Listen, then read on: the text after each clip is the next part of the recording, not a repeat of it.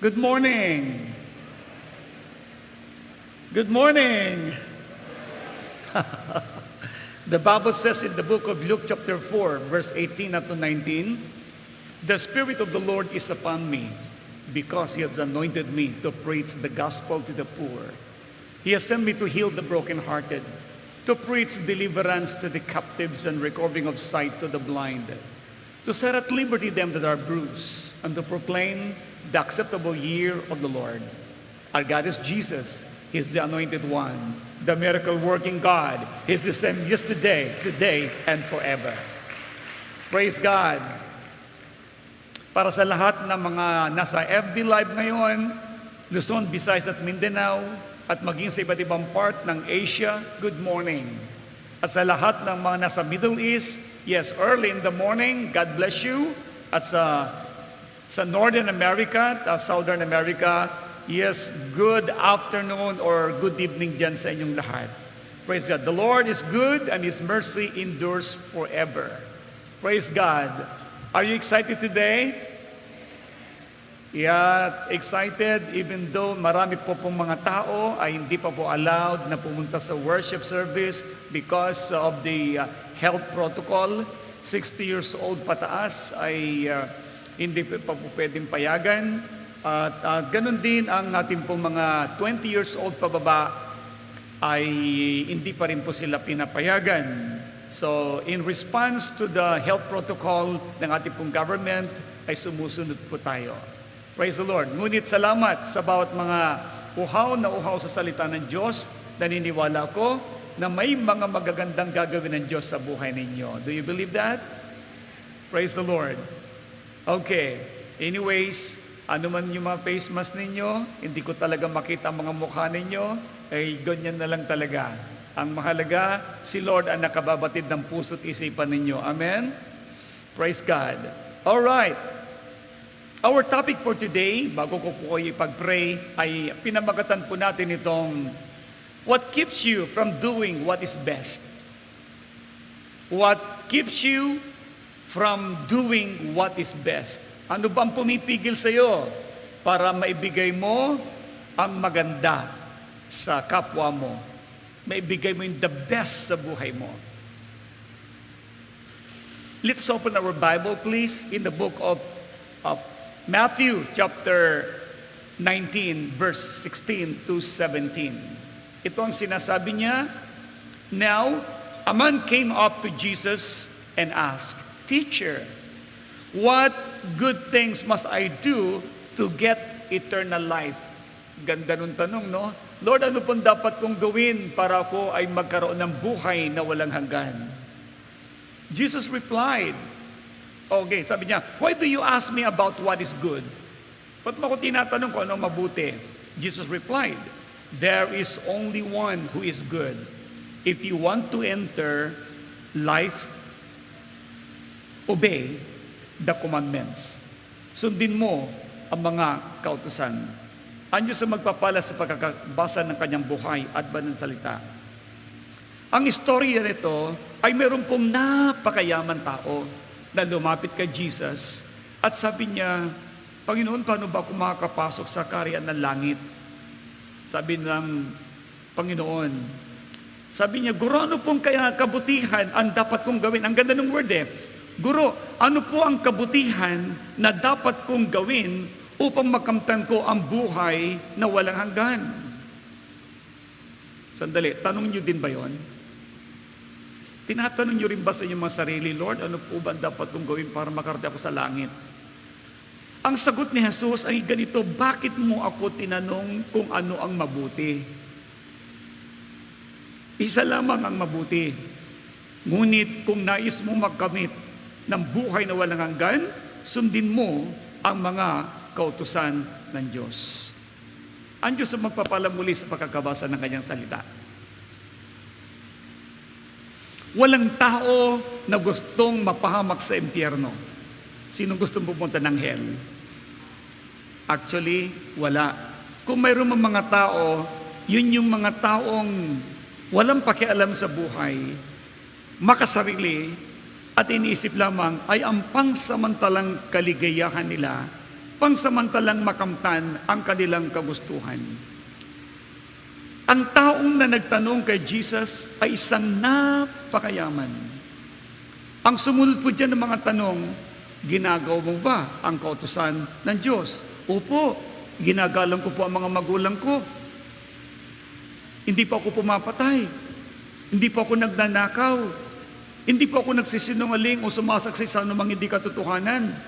Hindi po ako nangangalunya at hindi ko pinag-iimbutan ang mga kapitbahay ko. Sabi ng Lord, okay, mabuti. Sige, kung gusto mong pumasok sa karan ng langit, sabi niya, ibenta mo nga ang ari-arian mo at ipamigay mo sa mga mahihirap. Naku, alam niyo, bigla kong nalungkot yung mukha nung mayaman. Sabi niya, at umalis po siya. At sabay sabi ni Jesus Christ sa mga tao, tatandaan ninyo, mas madali pang makapasok ang kamelyo sa butas ng karayom kaysa isang mayaman makakapasok sa kaharian ng langit. Actually, hindi naman kahirapan ang pinag-uusapan dito na kailangan mo magpakahirap para makapasok ka sa langit. Tinitest ni Lord ang kanya po talagang pananampalataya kung kaya niyang ibigay ang lahat para lamang sa Diyos. Mahirap gawin po yun, pero kung sinasabi niya na mahirap naman sundin po yata yon. Ang totoo, mas mahal niya ang kayamanan niya kaysa kaligtasan niya. Nakalimutan niya na ang anumang kayamanan sa mundo, iiwanan mo lahat ito dahil ipinanganak kang walang dala, mamamatay kang walang dala. Kaya't siya nalungkot, bakit? Mas pinangangalagahan niya yung kanyang kayamanan kaysa kaligtasan niya. Yan ang ibig sabihin nun. By the way, don't misinterpret Bishop Art. Hindi ho masamang maging mayaman. In fact, ang prayer ko, lahat ng JA1 people ay magiging multi-millionaire at maging multi-billionaire. Alam niyo ba kung bakit? Dahil ang tao na in love kay Lord, ang totoo niyan, ano man ang meron siya, lalo yang palalaguin ng ating Panginoon. Kapag pinatunayan mo, mas mahal mo si Lord, lalo niyang pagpapalain ang buong buhay mo at hindi mo man lang inaasahan, higit ang sorpresang gagawin ng Diyos sa lahat ng mga umiibig sa Kanya. Sinong in love kay Jesus?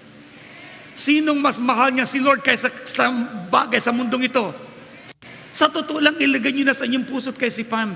Lahat ng mayroon tayo sa mundong ito, yan ay kayamanan na ating pong iiwanan.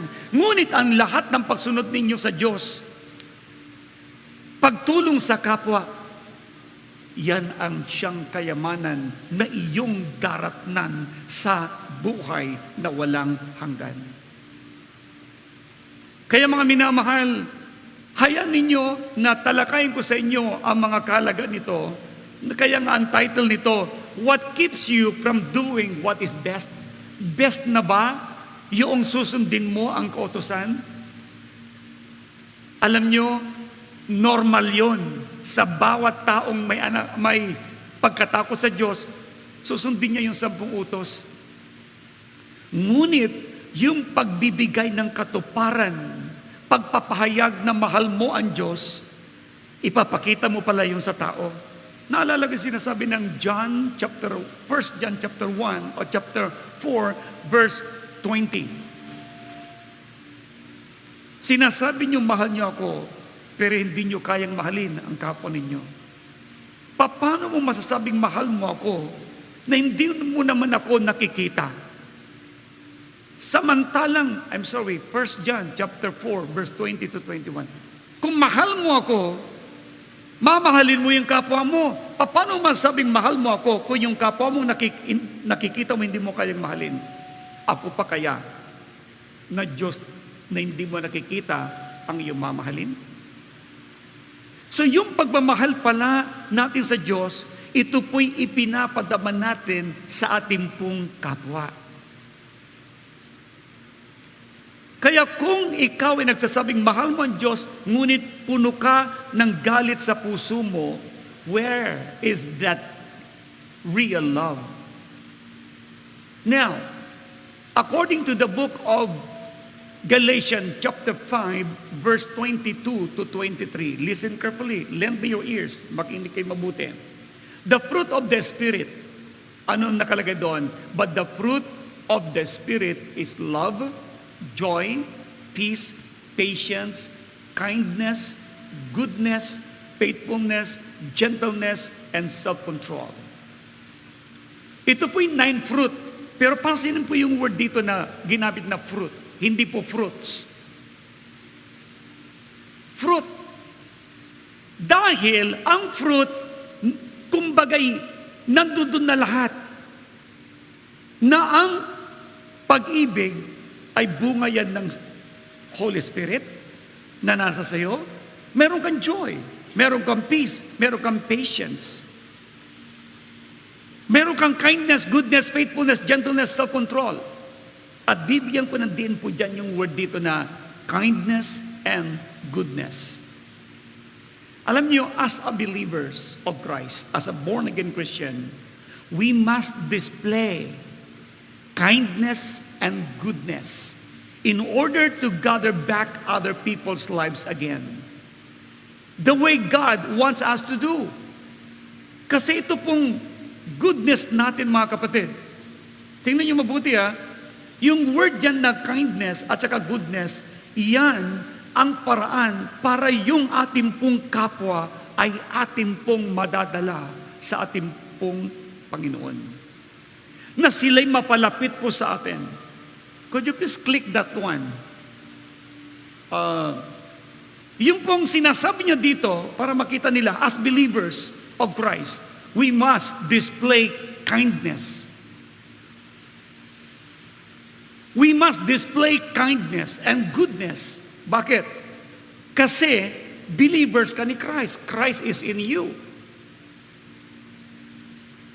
Now, ito yung paraan para ang bawat mga tao ay mapanumbalik natin sa Diyos. Makilala nilang mayroon tunay na Diyos na mabait, na nagmamanifest sa buhay mo at buhay ko. We are God's masterpiece. Tayo yung obra maestra ng ating Diyos. At tayo yung mismo magpapakita sa mga tao ng kabutihan ng Diyos. At yun po'y kindness. At yun po ay gentleness or kindness and goodness.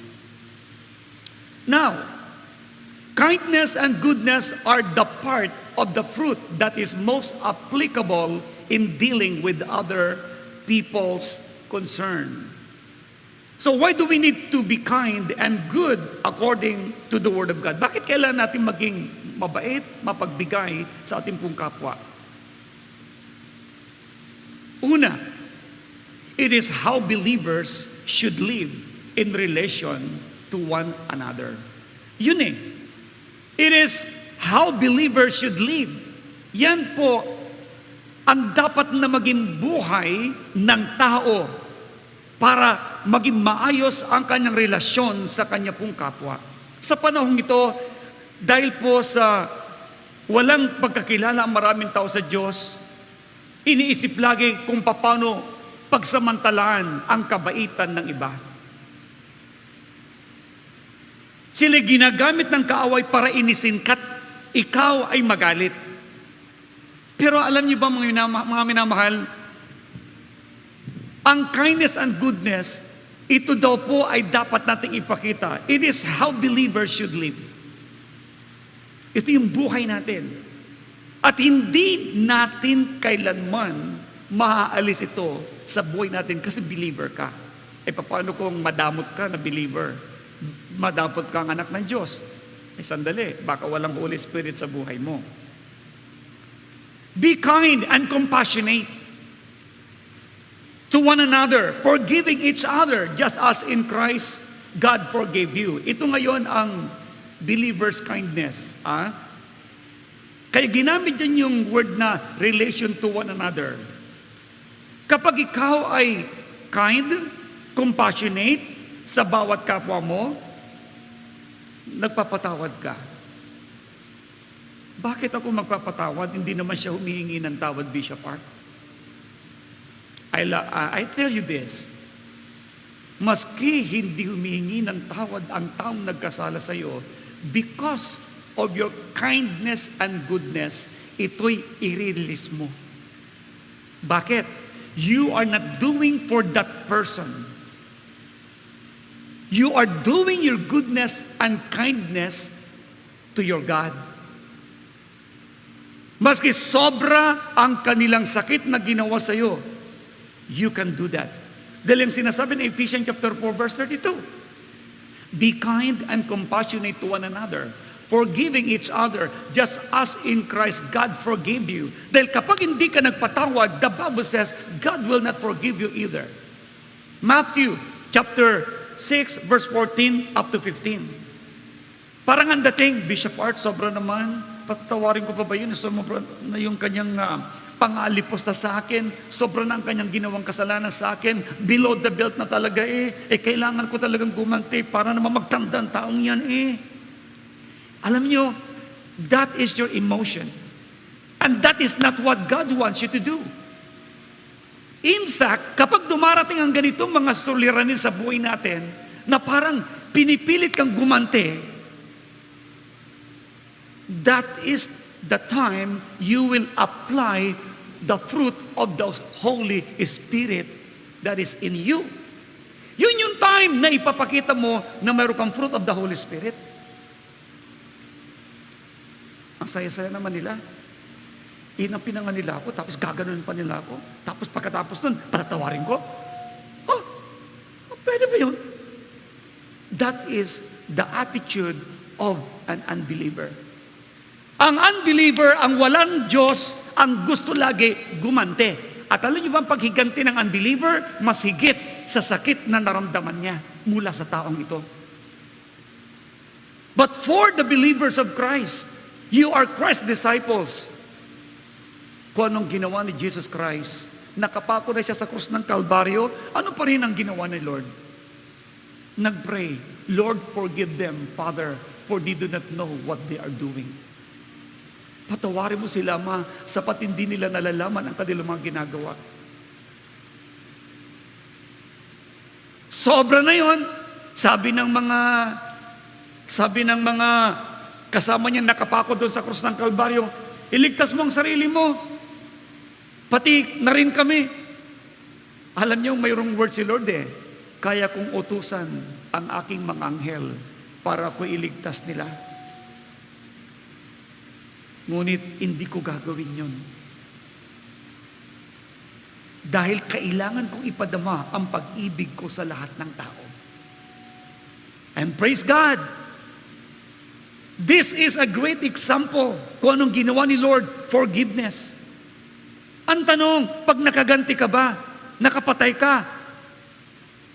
Binrake mo yung relationship mo? Sinira mo na at sasabihin mo, sige, papatulan na kita. Hindi na ako, sige, bahala ka sa buhay mo.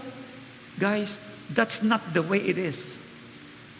Ang tanong, kapag nasaktan mo, napabuti ka ba? Kapag nasira ang relationship mo sa kaibigan mo, sa kapwa mo, sa mahal mo sa buhay, napabuti ka pa? I'll tell you, no, lalong nadagdagan ang problema.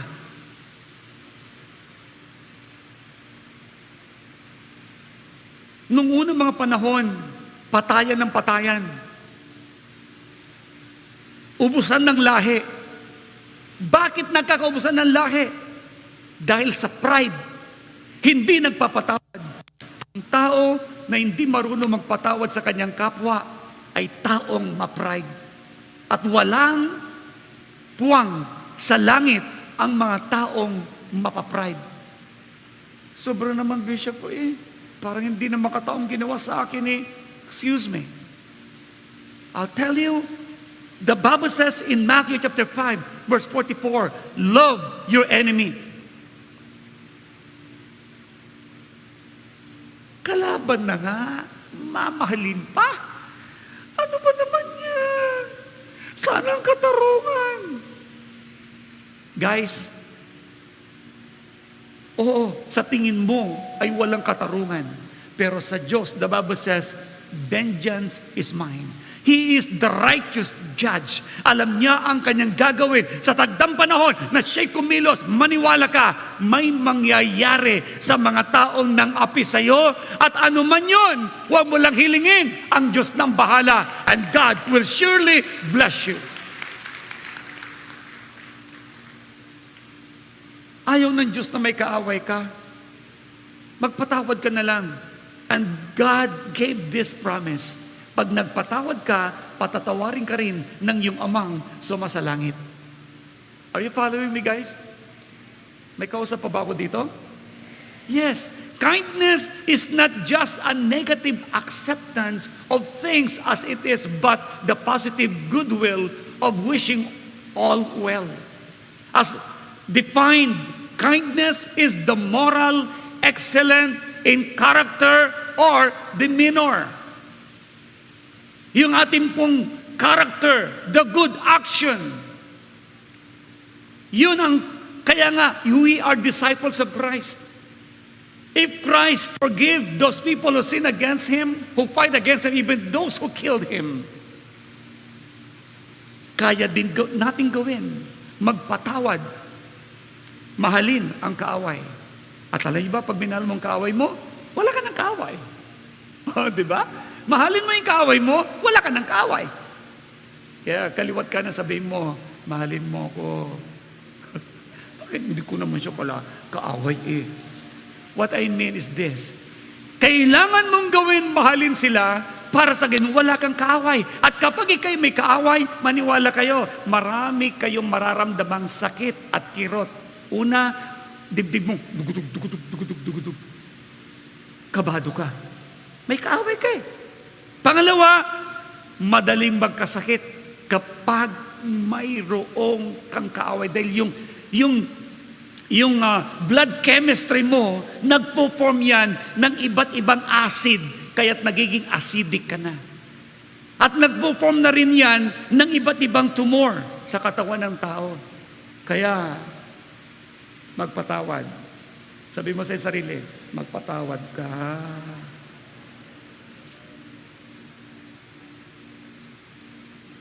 Okay. Si Paul, grabe, pinagbabato, iniwan na dahil alam nilang patay na. Still, Paul, God set him free. Buhay pa rin siya. Ang tao pala na nagpapatawad, humahaba ang buhay. Woo! Hallelujah! Tingnan niyo po yung mga taong galit. Sa sobrang galit, hindi patay! Patay! Oh, may napala kayo sa galit ninyo? Ibigay mo ang best. Kaya nga, kindness is the moral excellence in character or demeanor. Sabi nga ng Luke chapter 6, verse 35. Ang sabi niya, but love your enemies. Do good to them and lend to them without expecting anything back. Naalala ko si Brother Ralph na nakarang araw. Ito mag-asawa, meron nanloko sa kanila. Matapos silang lokohin. Pagkaroon ng ilang buwan, lumapit, nangungutang. Anong tanong sa akin? Ito po ba'y pahiramin po namin? Nanloko na ho sa amin. Ang sabi ko sa kanya, huwag mo lang pautangin, bigyan mo pa. Alam niyo ba kung bakit? Parang walang katarungan naman yan, Bishop. Ako na nga niloko, nalapitan pa ako, uutangan pa, at alam ko naman hindi makakabayad. Kung alam mong hindi na siya makakabayad, di bigyan mo na. Alam niyo ba kung bakit? Ang ganda ng word na to. Sa Matthew chapter 19 verse 17, ang taon nagbibigay sa mahihirap, nagpapautang sa Diyos, at ang Diyos ay nagbabayad. Woo! Kaya Kaya guys, yung pong mga pinatawad ninyo, di ba yung mga may kasalanan sa inyo, yun ang may utang. Pero pag pinatawad nyo sila, si Lord naman ang magbabayad sa inyo ng kabutihang asal na binigay nyo doon. Mas marami ang iibig sa inyo. Mas marami ang tutulong sa inyo. Mas marami magmamahal sa inyo. At marami ang mga taong magsasabing, narito lang kami. Isang taong umaway sa iyo, pinatawad mo yon, 10, 100 ang taong magmamahal sa iyo. Hallelujah! That's why you need to give your best. Okay, yung kindness and goodness mo, kapag yan itinanim mo ng itinanim sa kapwa mo, hallelujah! Yun naman, ang bunga noon, napakadaming kabutihan na igaganti sa iyo. Pati hindi mo kilalang tao, I'll tell you, gagamitin ng Diyos para pagpalain ang buhay mo. Praise God!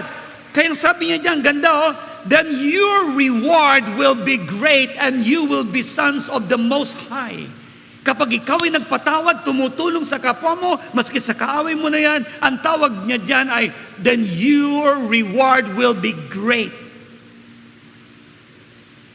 There is a big reward. Please, listen to that word. Kung kailangan isulat ninyo. There will be a great reward.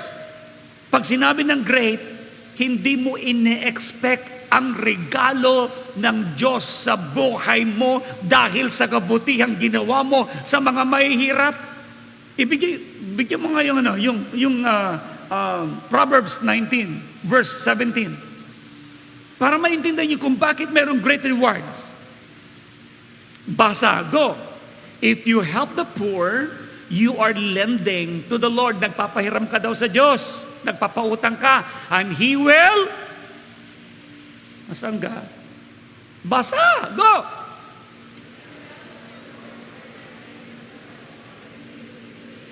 He will repay you. Tingnan, balikan na natin ngayon si Luke. Kanina, Luke chapter 6, verse 39 o 35. But love your enemies. Kalaban mo ba ang biyanan mo? Kalaban mo ba ang iyong kumare? Kalaban mo ba? Sandali, asawa mo. Hindi no, kaya nga asawa eh. O sige, ay naaway ka ba ng asawa mo? Kalaban mo ba ang kapitbahay mo?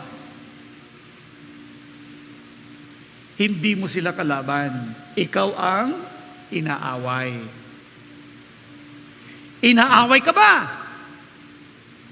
Guys, kabutihan pa rin ang ibibigay mo. Do good to them.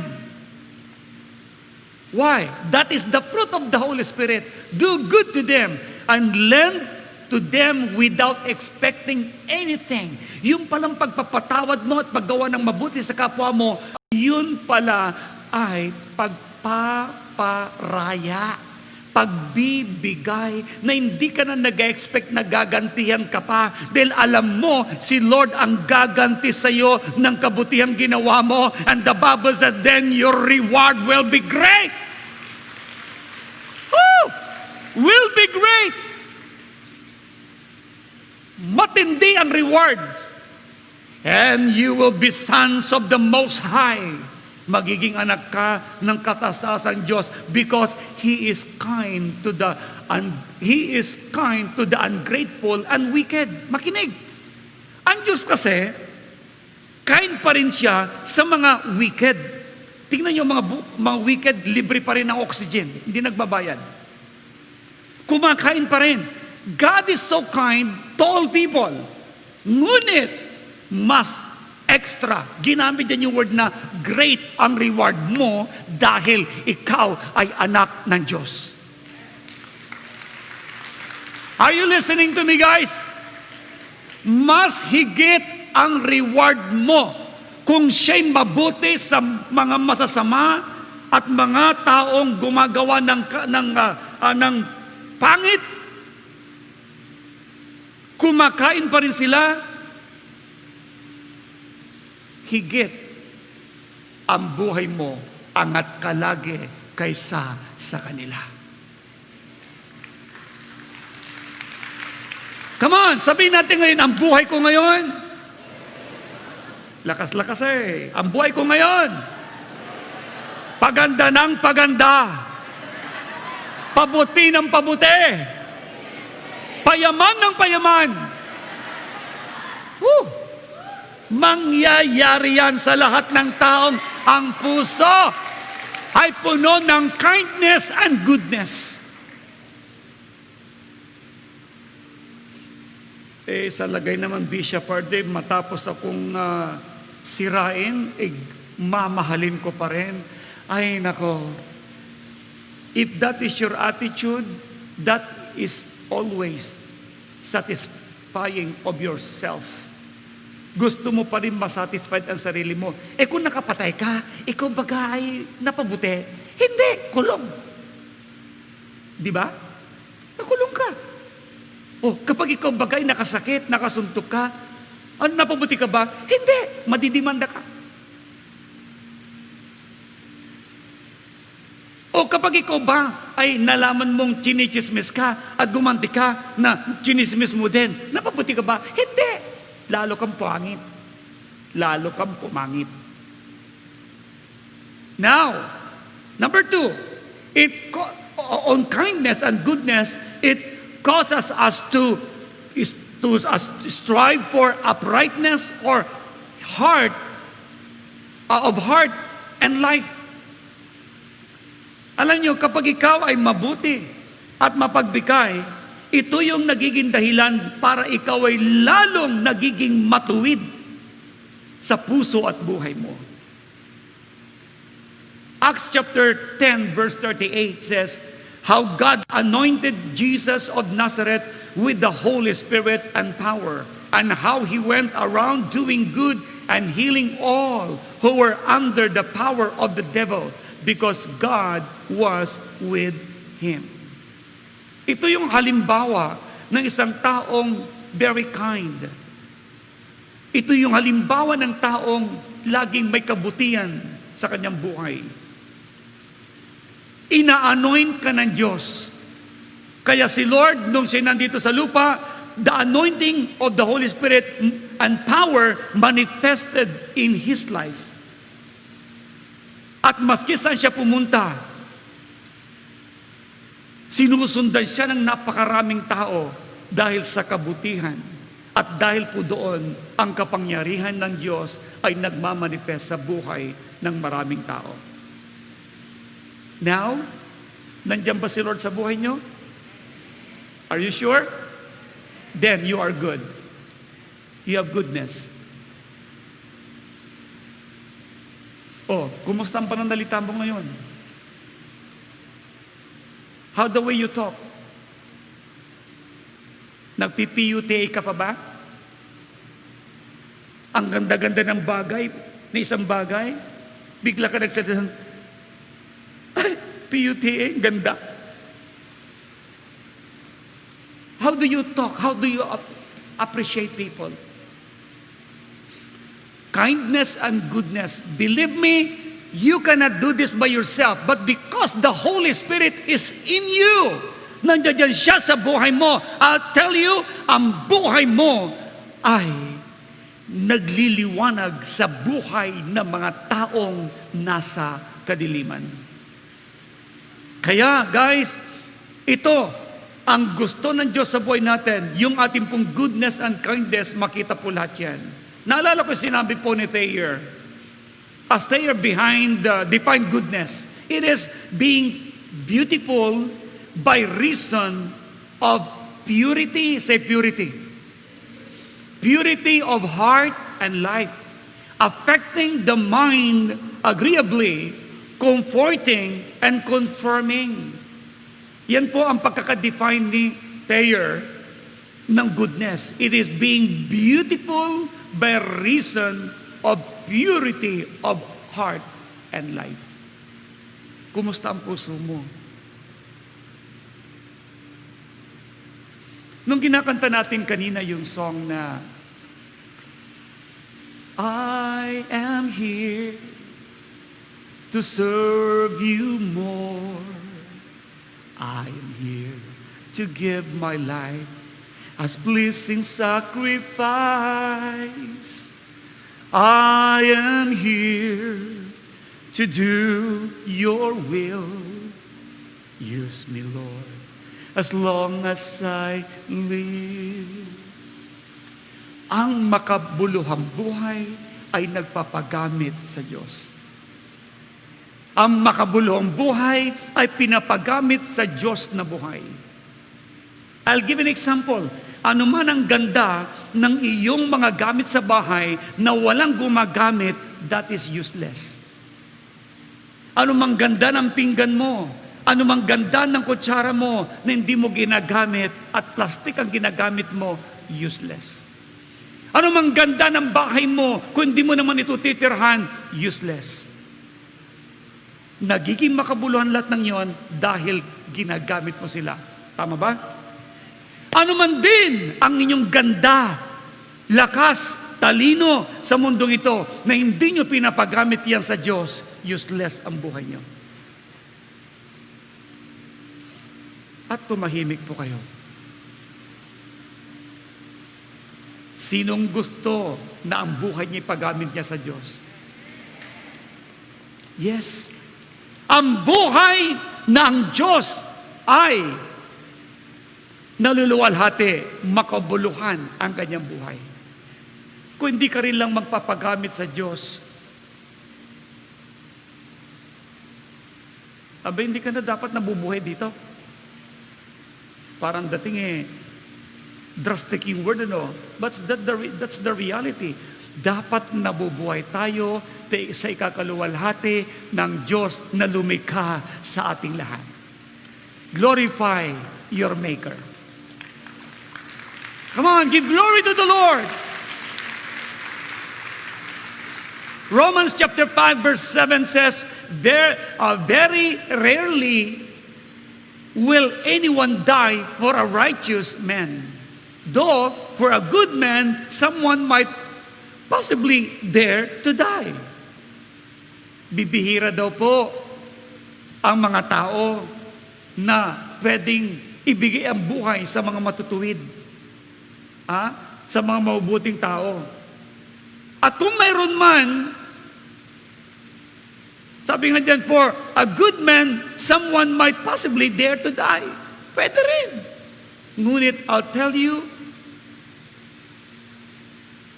ang kindness and goodness, it drives us to do what is best at all times. Everybody say, at all times. Naintindihan ko naman dahil nakabusal po kayo. Pero pwede nyo naman lakasan. Sabi natin, at all times. Pwede pala.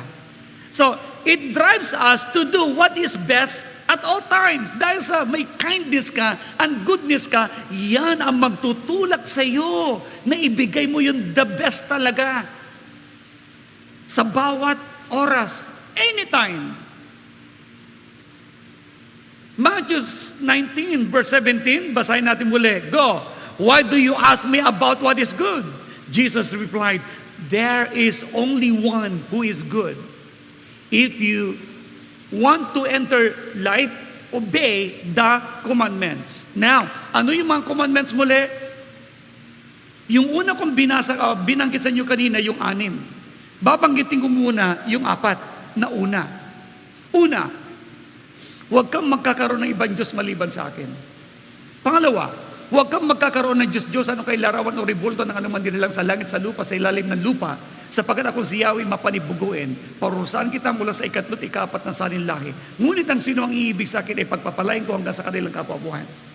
Pangatlo, huwag mong gagamitin ang pangalan ng Diyos ng walang kabuluhan.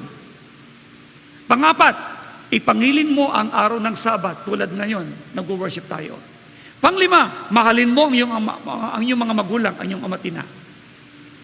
Panganim, huwag kang papatay, huwag kang magdanakaw, huwag kang magsisinungaling o sasaksi sa walang katotohanan, huwag kang mangangalunya, huwag mong pag-iimbutan ang iyong kapitbahay, pati ang ari-arian nito. See?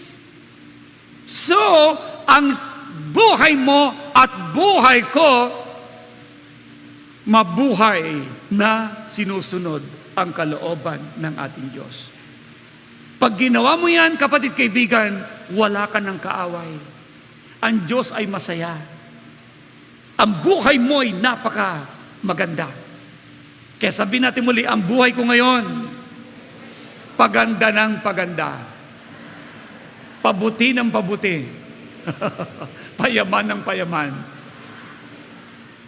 Again, ulitin ko muli na hindi po masamang maging mayaman. Yan ang prayer ko eh. Sumagaan ang buhay ninyo para lalo tayong makatulong sa mga mahihirap. Ang sarap tumulong sa mga hirap. Okay. Now, let's go sa ating pong life application. Isulat ninyo ito. Life application po tayo. Number 1. Dahil sa ikaw ay mabuti, ikaw ay mapagbigay, now, i-apply mo. Ang unang application, be forgiving. Ay bakit be forgiving? Yes. Sabi ng Bible, hindi ka raw mabuti kapag ikaw ay may kaaway. Pag meron kang kinapuputan, hindi ka raw mabuti, hindi ka raw good. But because you are good and kind, now be forgiving. Forgiveness leads people to be, unforgiveness leads people to be harsh. Nagiging matapang kayo kung paano kayo magsalita. Okay? The exact opposite of kindness. Kaya tingnan yung mga tao nag-aaway. Pag nag-aaway sila, meron ba nag-aaway naglalambingan? Hindi. Talaga naman sasabihin lahat ang gusto nilang sabihin. Away dito, away dito, kagat-kagat. Ang tawag po dyan ay crab mentality. Magsasalita ka ng pangit, babatoy naman ang pangit. Binato ka ng maliit na bato, mas malaking bato, ibinato mo. Nagsalita lang ng konting pangit ito, dinagdagan ng napakarami. I tell you, walang patutunguhan. Be forgiving. To those who we need to acknowledge that we do not forgive to give favor to the offender, but simply to ourselves. Kaya pag hindi ka rin nagpatawad, makasarili ka at hindi mo na binigyan ng favor yung mga taong nakasakit sa'yo. Guys, mas maganda nagpo-forgive. O kalabitin mo sarili mo, forgive. Yes, that's true. Forgiveness, being forgiving is for your own good. Being forgiving is because you have the goodness and kindness of the Lord. Again, below the belt, hayaan mo na. Basta patawarin mo. Bakit? The more you forgive, the more you are blessed. Hallelujah. Number 2, be generous and kind-hearted. Be generous and kind-hearted. 1 John chapter 3 verse 1. Generosity is not always measured in quantitative means like money, but also in qualitative means. God loves us lavishly, and we are expected to do the same to other people. Iminahal tayo ng Diyos ng husto, ng todo-todo eh. Ganon din daw po ang ating pong gagawin pagmamahal sa ating pong kapwa. Be generous and kind. Not only in the money or material things, but even the way we treat people, the way we talk, the way we express our gratitude sa kanila, kindness, especially the kind words.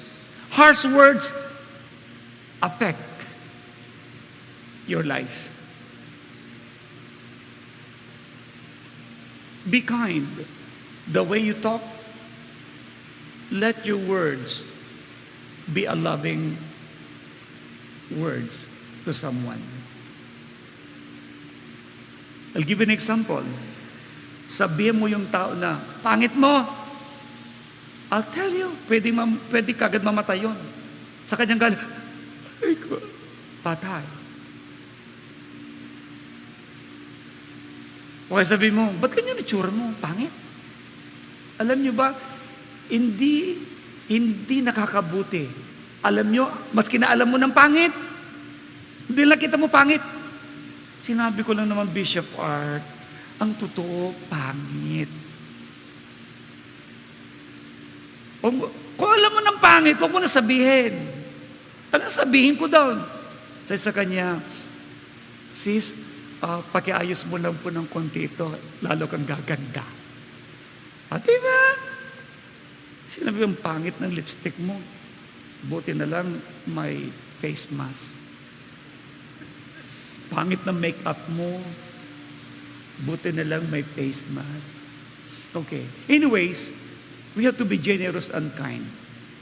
In other words, being a generous person, you are really, really a servant of the Lord.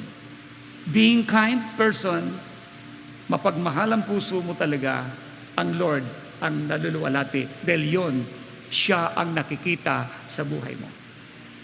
Praise the Lord. Okay, number 3, sa ating life application, be pure. Matthew 5 verse 8, the Lord is our great example of goodness and kindness. If we are pure, we can see and experience Him every day, which will make us a good representative of His goodness and kindness.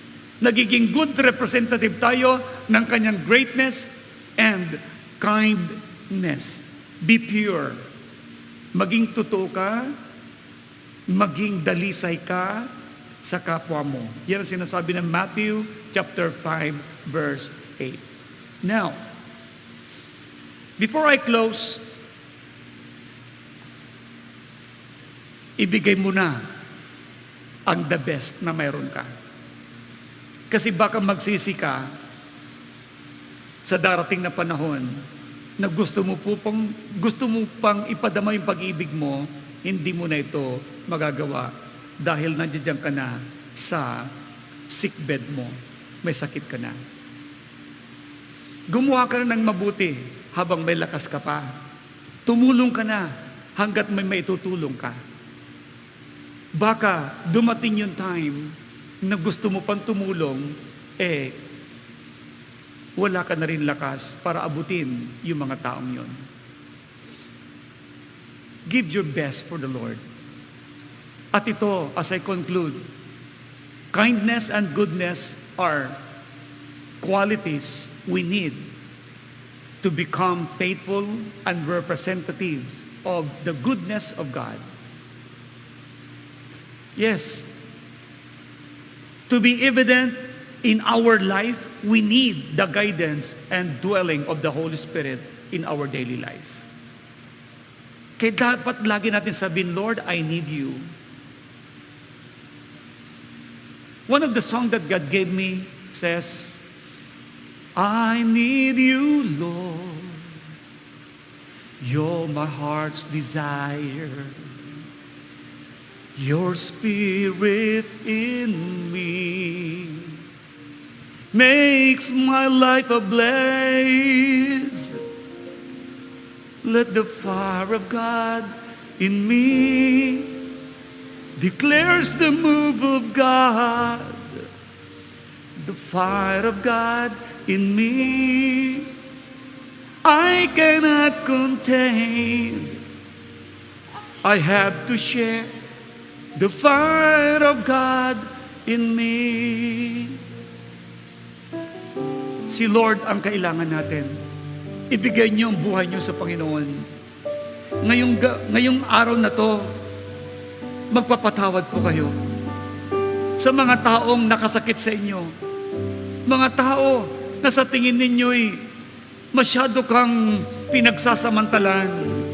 Mga taong nakasakit, mga taong nanlilang, mga tao na nagpapabagsak ng buhay ninyo.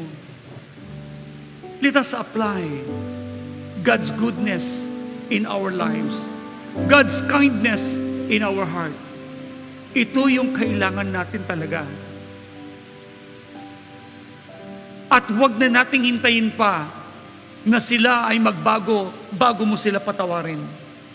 Please, huwag mong hintayin na makita mo pa ang gusto mo sa kanila bago ka mag-release ng pagpapatawad. Unahan mo na, dahil ito yung susi ng pagiging masaya ang buhay. Gusto niyo maging masaya ang buhay ninyo? Use the key, forgiveness. Forgive people.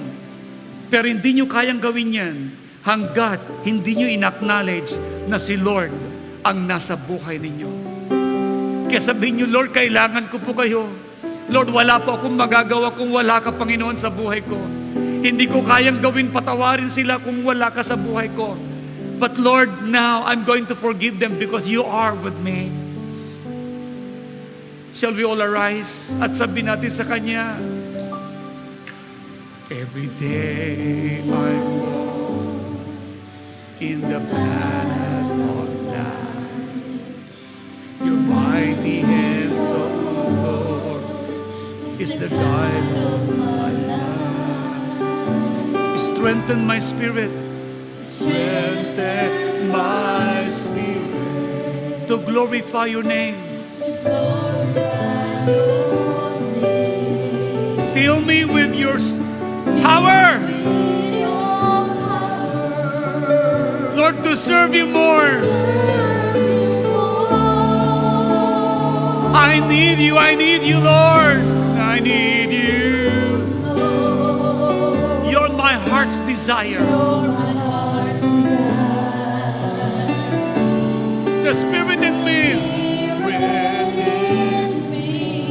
makes my life ablaze. Let the fire of God in me declares the move of God. The fire of God in me I cannot contain. I have to share the fire of God in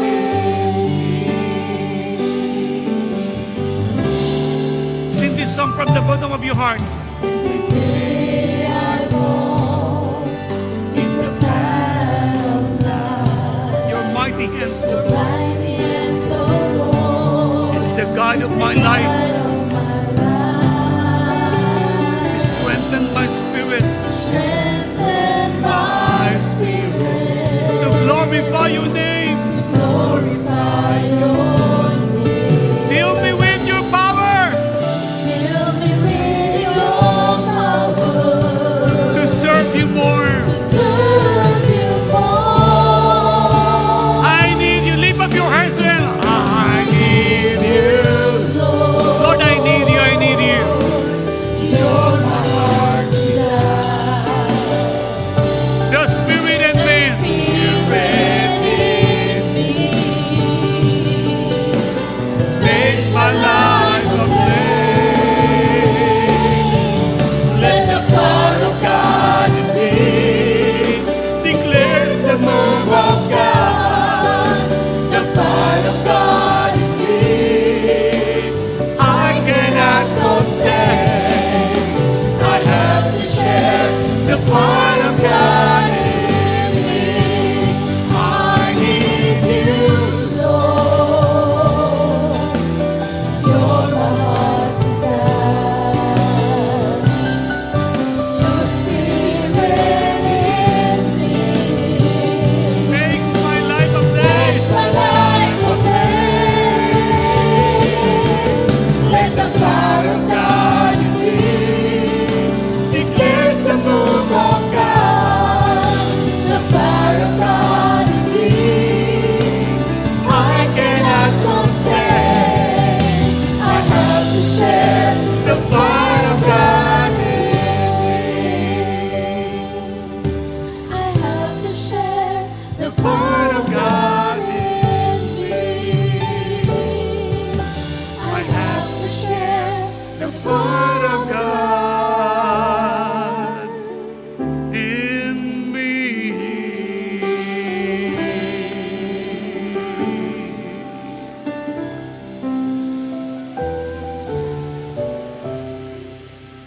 Keep your eyes closed. Pumikit tayo sandali.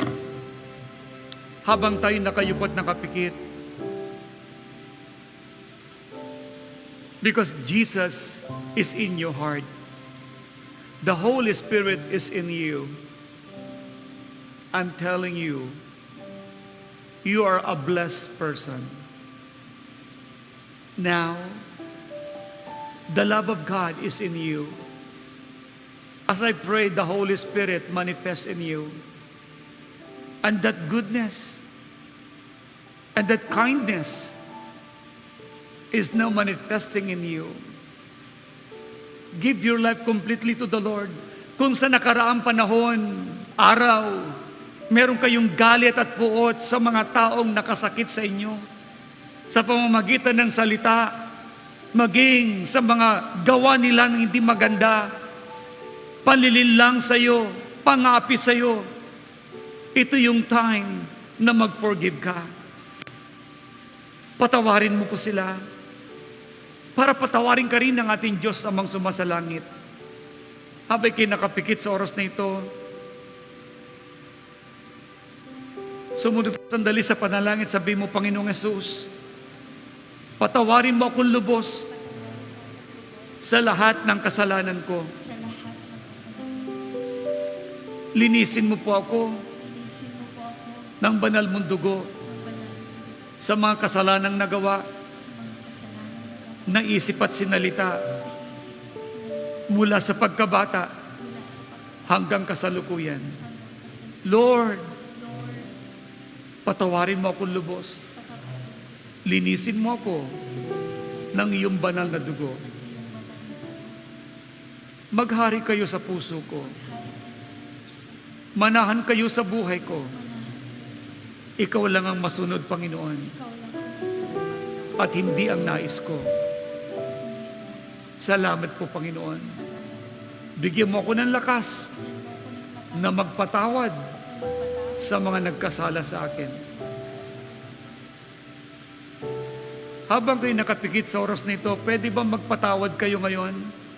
Kausapin mo yung tao na nakasakit sa iyo. Bigkasin mo lang ang kanyang pangalan at sabi mong pinapatawad mo siya sa kanyang ginawang kasalanan. Okay, do it right now. Sige, magpatawad kayo. Yan ang the best na dapat mong gawin because the Lord is with you. Kaya mo yan. I'm telling you, kaya mo. Because the Holy Spirit is in you. His kindness and goodness is in you. Forgive. Release. Yes, nagpa-pop up ngayon sa inyong kaisipan yung mga taong yun. Either yan ay magulang mo, either yan ay anak mo, either yan ay asawa mo, either yan ay kaibigan mo dati, maging yung mga tauhan mo, whoever they are. Maging customers mo, whatever. Forgive them. And this is a great benefit for you, that God will going to forgive you, that He will going to bless your life. Just forgive. Oo, masakit. Pero yun ang totoo. Ang magpatawad ay isang kagalakan sa Diyos at para sa kabutihan mo. Forgive them. Forgive them.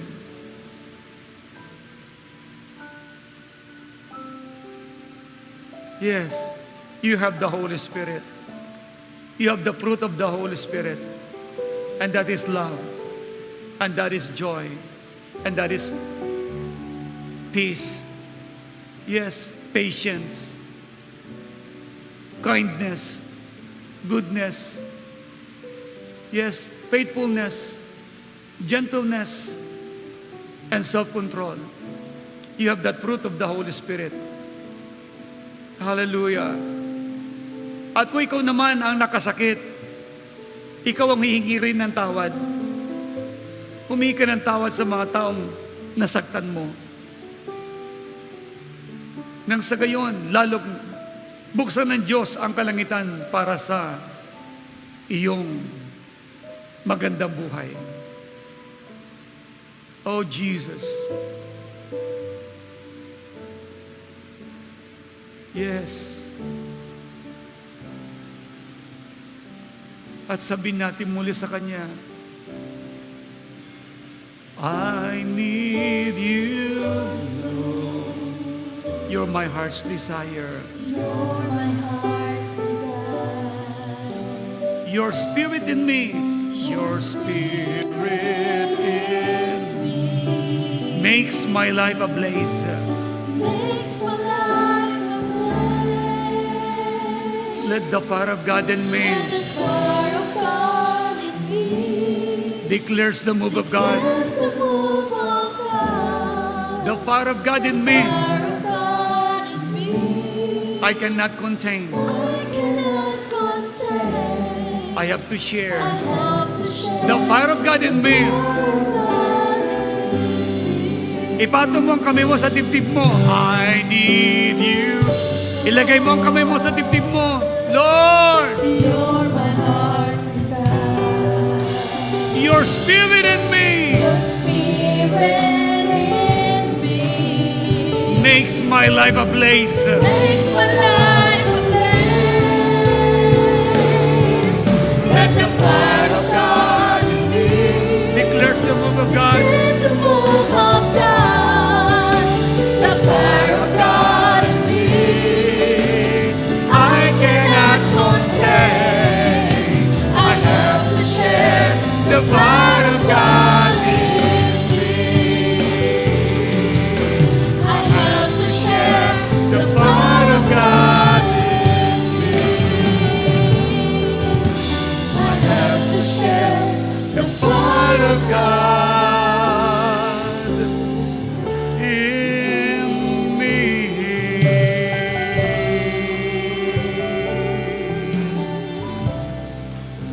The fire of God in me. The fire of God in me. The fire of God in me.